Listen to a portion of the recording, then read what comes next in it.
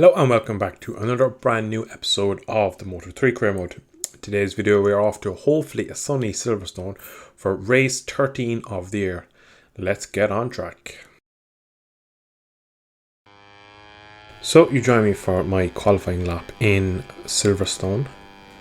There's a minute and a half left in the session. It's my first lap of the session. Coming into turn 1, get it completely wrong through Copse Corner. First time in a long time it's been dry in qualifying, and of all tracks to be dry, Silverstone is probably the least likely in the United Kingdom. This Maggot and Beck second here is very hard on a Moto3 bike, especially on board. Trying to see, so you can see I'm a second and a half over through sector 1. So I lose massive time through just Copse Corner and Maggots and Beckett's. I lose a second and a half to Gabby Rodrigo in first place. Now as we come up to Stowe, I've been to this track in real life. Great track. Worst thing about it is that it was made on an old airfield, so it is absolutely level as a snooker table, which means you've no trees or anything around for wind cover. It's very open. If it's a windy, blustery day, you feel it cutting through you. So coming up towards the end of the second sector, and we pulled time back. We're 3 tenths quicker in that sector, so we're 1.1 over still, which is still a big gap. Coming down into Abbey, very fast corner. Turn 1 and turn 2 for Formula 1. Let's come into Village. Very tight little sector here as we flicker back through the loop. Now we come up the hanger straight just as we come through Aintree, flat all the way now to the next corner at the end of the hanger straight.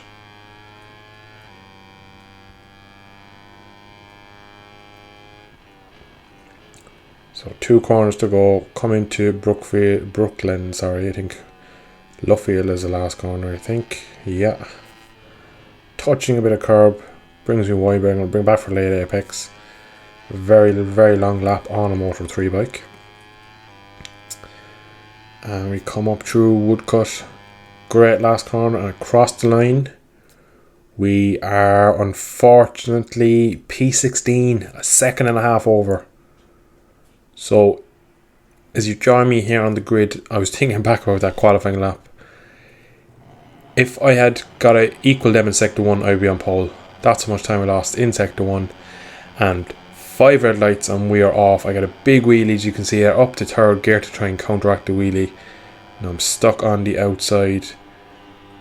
You've Gavered just behind me. Now I have actually downloaded a mod for all the AI riders, so you'll see Gabby Rodrigo, you might have seen it there, that they are in the updated teams. Not every team is on. I'm still on the old POV Skull livery. Hopefully I'll have that in the next few races. I hope to have that before the end of the year. Oh, I'm having massive front end moments on the curb. Come through Chapel, there's a crash behind me in Beckett's.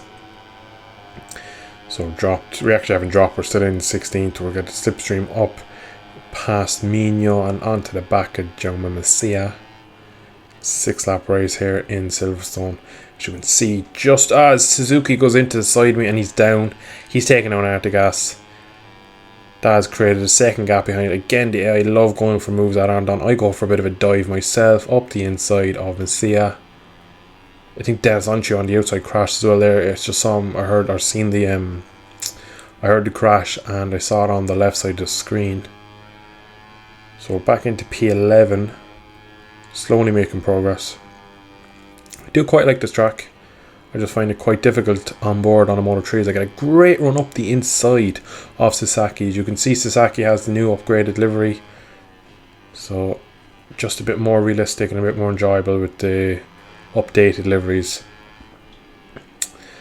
I can link the update, or the mod I should say, in the description. It's done by a good friend of mine, Biker Gaming. You probably know him. He's quite a big MotoGP channel. He's very handy when it comes to mods and stuff like that, so definitely check out his channel for some more mod videos.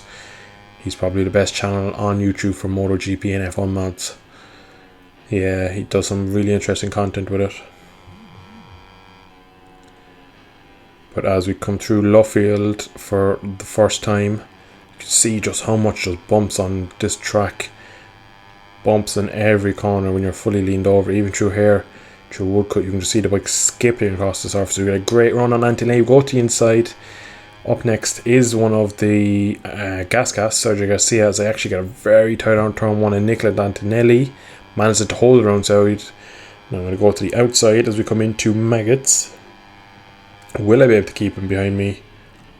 I have a big moment on the curb. It looks like we managed to stay ahead for now.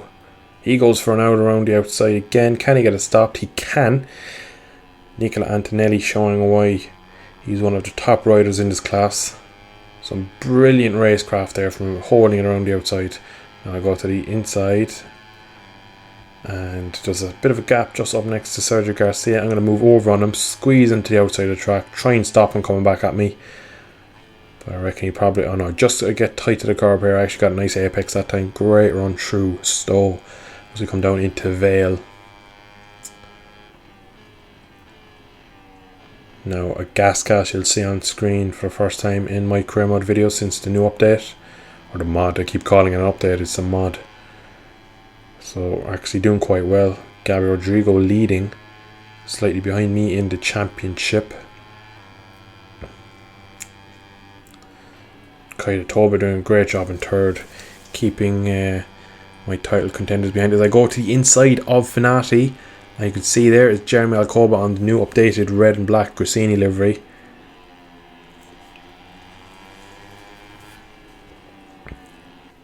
As we come through the loop, we're right on the back of Jeremy Alcoba and the two Patronus boys. As I get a great run on the outside, I go to the outside curb, pick up a small bit of slipstream on Darren Binder. Picked over a double overtake there on the outside. Got a great run. I actually get it wrong into Brooklyn's. Probably going to see them. Yeah, I was going to say they're going to come up me inside again. As a rare steps out on the braking there. It leaves the door open for John McPhee and Jeremy Alcoba. And even Finati's having a go. So I'm going to take a wide line in through Woodcut and cut to the inside, a bit like Alex Rins did to Marquez. I set the fastest lap of the race in turn, go to the outside of McPhee, go in a bit hot, I actually go a bit hot into turn one, trying to defend from McPhee, give him back the position in the end. And Alcoba is just a bit behind. He's actually got passed by Finati now, so obviously when I passed him I dragged Finati along with me. So as we come through turn 3, which is Maggots and Beckett's, and see can we get a good run now. As you'll see, the track is slightly different this year. Usually there, that open bit of track we used to use for years, Milestone were getting the track wrong. I only noticed it this year, but the track goes much over tighter. Even being there and seeing him taking that line, I still didn't click with me that in the game the track was slightly wrong. So Kaita Toba up next in 5th position. Pedro Costa from Darren Binder and Gabby Rodrigo are the front 3 at the moment. I feel quite strong under braking to Vale. Just flick the bike over. Great track for racing. It's such a fast and physical track. You just see the rear pumping and squirming as you go through that fast right hander through the start and finish straight for Formula 1.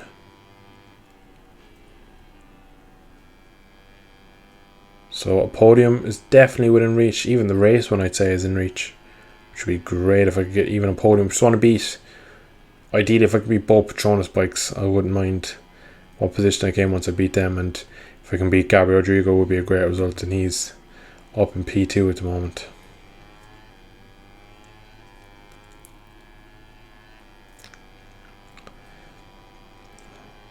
So again, out of that left-hander, I get a great run up the hanger straight and into Brooklands, and with his P4 I got a great run on McPhee. He comes up me inside, gives me a little tap on me inside. Very easily could have went down board of us, and again he comes up. He knows at his home race that I am one of his main title contenders. He knows I've been the one pushing him this season, so he's giving me a hard time. So I cut to the inside, quick look over to the left, he's not there. Darren Binder now with the fastest lap. This time now I get turn 1 perfect, holding John McPhee in 5th place. Now can I bridge this little gap up to Darren Binder in 3rd? See, can I dig my way into the podium places. McPhee right hot on my tail, and as he goes up my inside, just as I said, on cue. He's hot on my tail. He throws up the inside. He's been incredibly aggressive towards me, making sure I don't get in any rhythm as I get my first track limits warning there on the exit of Mags and Beckett's. Once again, I put the power up to 3, blast past him. I have a very slippery bike at the moment in the straights. So we came to the end of the Wellington straight. John McPhee once again goes up my inside. I go for a wide line and hope to have the inside for Vale. Hard on the brakes. Is he going to try it in here? I hope not, because I was late on the brakes myself. Now I come through club for the 4th time. One more lap of this and we'll be on to the penultimate lap then, and we'll be on near the home stretch. Love that Abbey. What a corner. I get a great run. I go to the inside. Don't know if I'll be able to pass Binder. Had to set it up because I feel like I was going to drift into his path. Now I am comfortably in the battle for the win and for the podium, of course. It's going to be a difficult race to win this. There's some very fast men. Pedro Costa, the teenage superstar. Darren Binder, last of the late breakers. And Gabby Rodrigo, who's an all-over solid rider.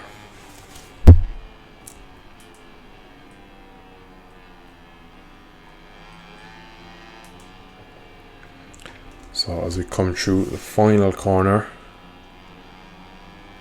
we are up under Binder. We are into 2nd place. We are doing very well. Got a great run on Rodrigo. Go to the outside, setting the fastest lap of the race. Into the lead for a split second. I reckon he's going to come up my inside and wide through turn 1 as he flies past. He gets a great run. I can just try and get back in the slipstream. Binder and Acosta still hot on my tail. Touching the curve, have a small little wobble. Now the AI seem to dive up my inside through this left hand. I get quite tight there on Beckett's. As Binder this time again hits me. So another AI, another Patronus bike roughing me up. So they both, I think they've been told to try and set me up at every occasion they can, because they've been very aggressive towards me in every aspect. So I might need to start getting my elbows out against them as I go to the outside. Never going to be able to get that done. As again McPhee swipes across my nose, shake of the head as I give him a little nudge. Very aggressive riding from McPhee. He's slightly out of control, losing a bit of respect for him now. He just keeps throwing the bike underneath me when I'm at full lean, middle of the corner.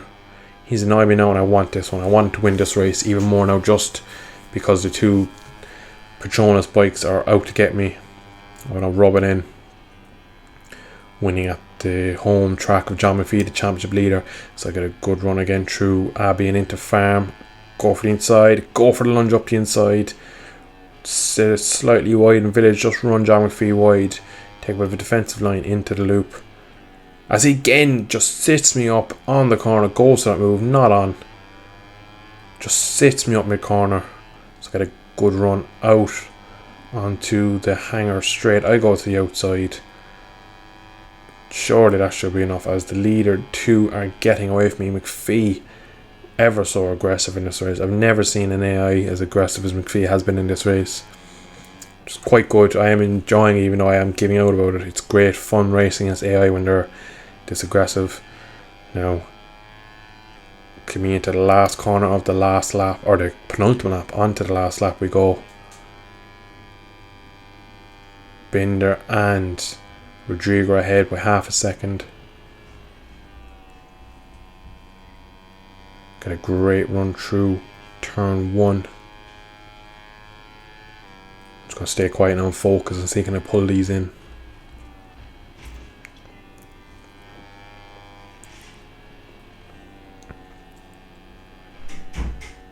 Let's go slightly wide there. I need to get a good run onto the Wellington straight. Get a good run out at Chapel. Just see can I just pick up a tiny bit of slipstream from Rodrigo ahead. Up to power 3. I'm gaining a lot on the two in front of me. Now the gap is nullified. Let's go wide through Stowe. Now down into Vale, I seem quite strong on the brakes. Will I be able to get onto the back of them again? Deep on the braking, right onto the back of Rodrigo now. So half a lap to go, P3. Will I be able to steal an Alex Rins victory over one of these, or will I be able to get both of them?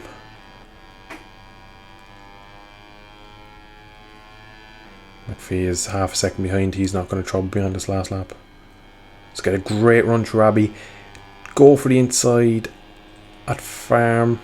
I think I'm still second or third. Gabby Rodriguez goes for the inside of Binder. I'm sitting there hopefully to get past both of them. If I can get a good run out of Aintree, might get both of them. Slipstream past both.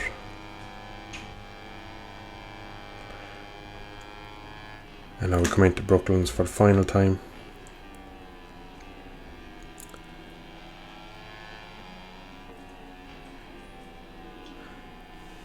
Now, will we be able to drag to the line and not get pipped by the rider behind? It's a quarter of a second at the moment.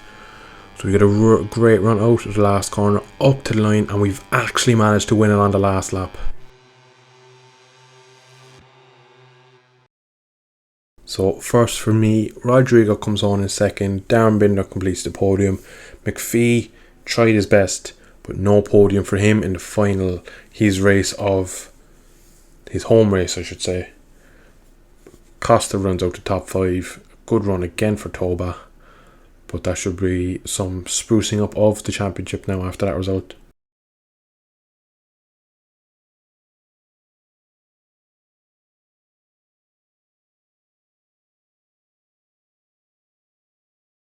So I'm up to P3 as of now, 11 points behind John McPhee, 6 points behind Darren Binder. He's 5 points behind his own teammate. Here are the podium celebrations.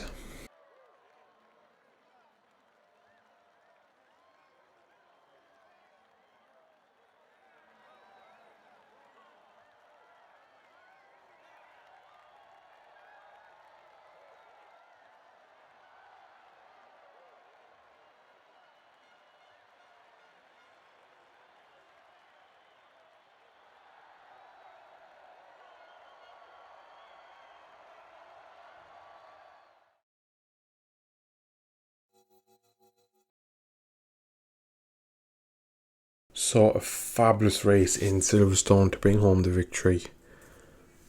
Brings me right into contention in the championship with John McPhee and Darren Binder. So I'm going to leave that episode here for today. Thank you so much for watching. Should have episode 14 out within the next few days, where it'll be off to Aragon in Spain. Thanks for watching, and I'll see you in the next one.